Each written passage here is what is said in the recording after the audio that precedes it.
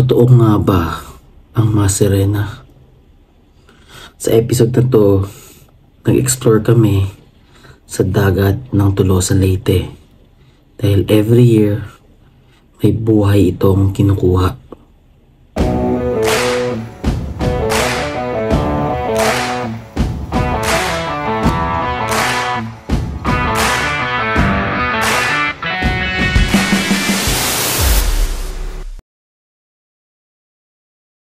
Ngayon, pupunta kami sa isang lugar na pinaghinalaang may kumukuha talaga ng buhay, no? And base sa mga theory, isa sa mga theory ang nagustuhan ko din is Serena kasi tabing dagat yun eh. So this time, nasa sasakyan kami, paalis kami ng bahay. Kasama ko yung brother-in-law ko, si Clogy. Yo, what's up? And let's go. So malapit na kami. Konting tiis.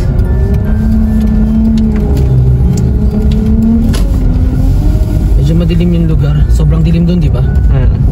So, tingnan natin. And to think yung dadaan namin isa sa pinaka-haunted na lugar dito sa Tolosa. So, even nung time pa ng mga elementary pa at asawa ko noon, may mga siyasapian doon sa school na yun. Pero dadaanan na namin, hindi kami dadaan doon. Medyo nakakatakot din kasi hindi na kami mag-explore doon. Makikita mo dito na nagpark kami doon banda sa may elementary school sa may plaza. And that school has a very long history na mga kababalaghan. Doon nag-aral yung asawa ko. And to think, may na-witness pa siya one time nung grade 6 siya na may sinapian daw doon. Pero para sa safety ng mga estudyante, hindi sila pinalabas ng classroom. And naagapan naman daw yun. Pero hindi lang yun yung nangyari, no? Hindi lang yung isang beses. It happened so many times na sobrang nakakatakot yung lugar na yun. Kahit umaga, hapon, lalong-lalo na paggabi. So sa episode na to, you will be able to see na dumaan kami sa part na yun. It really gave me the chills na parang ang daming nanonood sa amin. And to be honest, that was some experience. Ang video. Dito na kami banda sa itong daan na to. Sobrang haunted daw to, di ba? Hindi naman ako dito lumaki, pero base sa kwento ng mga nag-aral dito, marami daw talaga dito nagbabantay, gano'n. Putik, tumatayo balahibo. And to think, sobrang daming sapi daw nangyari dito sa school na to. And di ko alam, no, I don't want to dig deeper about that kasi pupunta natin yung dagat banda kung saan siya sabi nila na kinukuha na ng buhay yung mga tao every year, isa or dalawa. So doon tayo punta ngayon. Kung tignan niyo yung lugar lang, gubat dito. Walang kahit ano dito. Walang nakatira dito, no? Dati meron dito sa gilid.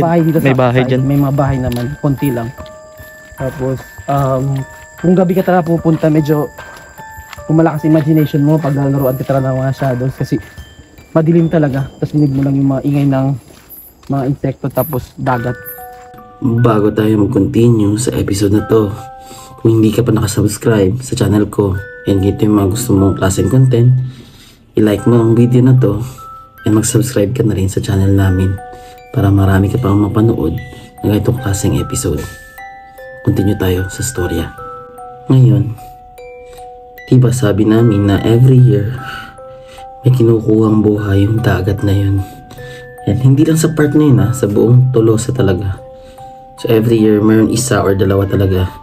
And most of the cases was hindi na natatagpuan yung mga katawan nito. May instances pa na mismong classmate ng brother-in-law ko yung naging biktima nito. And last year lang, very recent, isang doktor, pero na-recover yung kanyang katawan. They tried to revive him pero sadly, it was too late. He was already gone. Pero na-save yung anak niya. So that year, isang buhay lang yung nakuha. And sobrang daming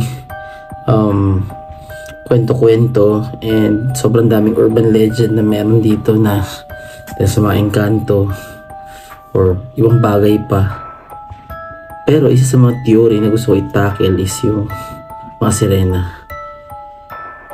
Could it be na sirena yung dahilan ng mga taong nawawala and hindi na natagpuan? So the history of that goes a long way. Even nung bata pa daw yung mother-in-law ko, nangyayari na yun. Ngayon, punta kami sa part ng dagat na yun, and we tried to explore a little bit kasi medyo limited yung light namin. We were not really that prepared kasi it was the first time we explored. So nilakad ako sa bridge and napakita namin yung lugar. May part pa dun na pwede kang umakyat sa parang Christos nila. So pag mahal na araw or pag Holy Week, there's tons of people na pupunta doon to visit and pay their respects sa religion nila and to remember Jesus Christ. Pero may mga kwentong kapapalagan talaga sa lugar na yun, lalo na pag umakyat ka ng gabi.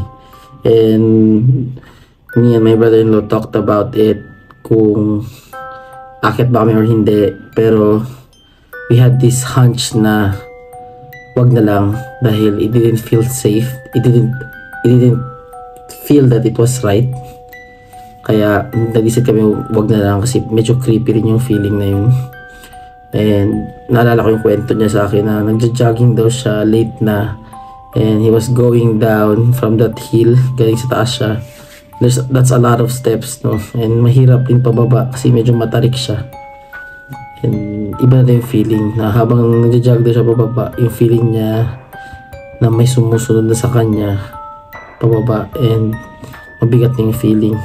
And to think, hindi sensitive yung brother-in-law sa mga ganito, ha? Hindi siya masyadong sensitive. Same sa akin, I am very sensitive to this kind of things.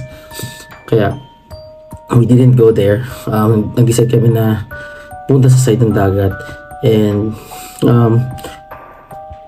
ano nga ba talaga ang sirena? Okay, so I explained it a little bit na mermaids and sirens are like mythical creature.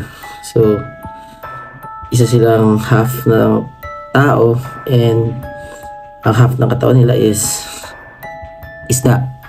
So mostly is babae talaga yung mga mermaids, and sabi nila they look very pretty, no? Magaganda talaga sila pag nakita mo sila sa dagat, and they have this very distinct sound na ginagawa nila pag nang bibiktima sila.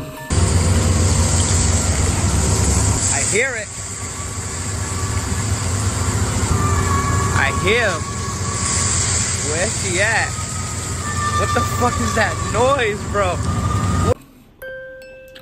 Ang ganda na ng boses nito. It could be singing, or it could be calling your name, and the effect would be like hypnotizing you.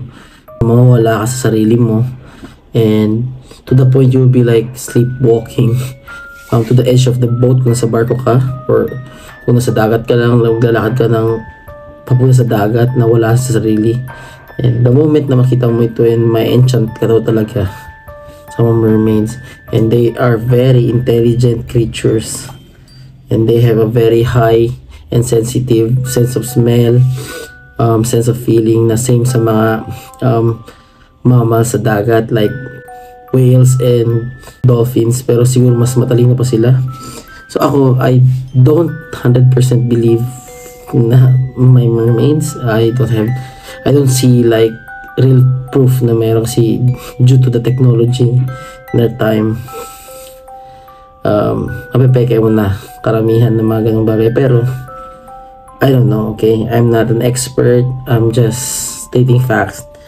Kaya yun, ngayon I didn't expect na we will encounter something very weird. So naglakad kami sa may mga batuhan, and the purpose was just to take a video. So bumaba kami kundi sa may sa dagat na kundi, so makikita mo yung hampas na mga alon doon, and sa dagat talaga kami nun.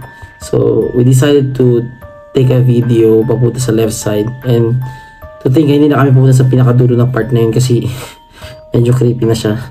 So doon lang kami sa medyo malapit-lapit lang para hindi kami mahirapan umalis sakasakaling may mangyari. So nagbi-video yung brother-in-law ko nung bigla akong nabingi. I heard this very distinct sound na parang sobrang and nabingi yung tenga ko. And if you look at this video, I was complaining na nabibingi ako, and I was asking my brother-in-law kung naririnig niya rin ba ito. So look at this video. Yan guys, pag-uog. Dumalabo yung camera natin. Grabe, sobrang dilim kasi. Kung titignan mo lang talaga.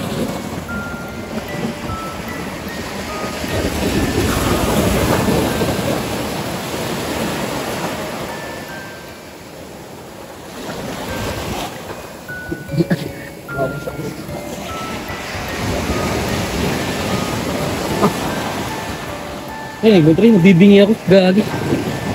Sure. Ah, may parang na sound sa tenga ko dito. Gagi, mababasa pa ako. Gagi. Hindi mo narinig? Hindi. Gagi, nabibingi ako. Ang punsalis na muna ako. Ang puwan kasi, parang puwan nila. Hindi ka kasi taga rito. Kaya ako taga dito. Dahil tumatay ka na balahibo ko lang yan. Kasi tayo dito. Napakiramdam ko. Diba? So guys, nandito na kami. Hindi kaya. Iba pakiramdam ko. Hindi na pala dapat guys. Hindi ko may batuan na. So after yung video na yun, we decided just to walk away and umalis na sa lugar na yun. Heavy na yung feeling ko, and tumatay yung balahibo ko, nalalaki yung ulo ko. Tapos parang ang init ng pakiramdam. Hindi ko maintindihan, and my brother-in-law was telling me na hindi ako taga doon, dayo lang ako. So it could be that, it could be mermaid. We don't know. I don't know, that was the first time.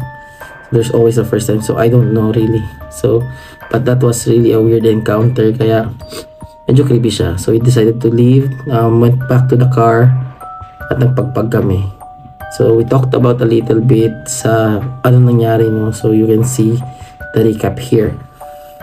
So galing na kami nag-play dun sa dagat lang yan. Parang daw sa amo. Pero nagpagpag na kami kasi be sure walang sumunod talaga, no?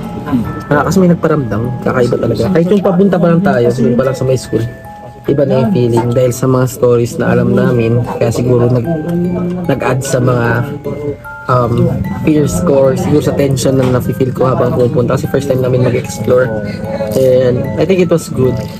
As tingin mo? Iba, no? Doon pa lang sa may eskwela, kakatakot na tingnan. Ang bigat ng feeling. Ano na nung... Pero nawala naman yun nung dumating kami sa may kwan tayo, di ba? Nawala yung feeling nung dumating tayo sa may dagat na. Kasi may mga tao pa. Pero nung nasa kwan na kami, may batuhan na. Tapos parang nagkwento ka about Yuri sa ito na yung napit namin. So, nabingi ako, ibang klase yung sound na narinig ko. Ewan ko, serena ba yun? Ano? Pero hindi maganda talaga magpasunod sa mga ganun na paramdam. Kasi may pan-experience na ako sa Baguio City last year. Ayoko na maulit ngayon kasi uwi talaga kami sa mismong bahay namin. Kaya pagpagto na. So, kain muna kami. Then, drive na naman ako, pauwi. Papunta sa bahay. Hindi naman ganun kalayo. So, kain namin.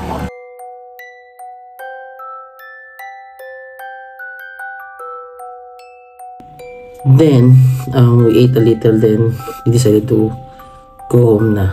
So, ngayon, let me ask you this. Could it be the mermaid or siren yung paramdam sa akin doon? Or it's something else? Kasi it rarely happens to me. Mabibingi ako dahil sa matinong sound. It was the first, lalo nung time na yun, and it was our first exploration. Hopefully may magamit kami next time para mas thrilling pa. And I hope nag-enjoy kayo sa episode na to. And sana marami pa kami magawang ganito para mas maging interesting yung mga videos natin. So before natin i-end ang video, again, Sa mga bago nating viewers, don't forget to like this video. And kung hindi ka pa nakapag-subscribe, mag-subscribe ka na dahil marami pang exciting na episodes ang parating this year. So, nandito na lang tayo hanggang sa susunod.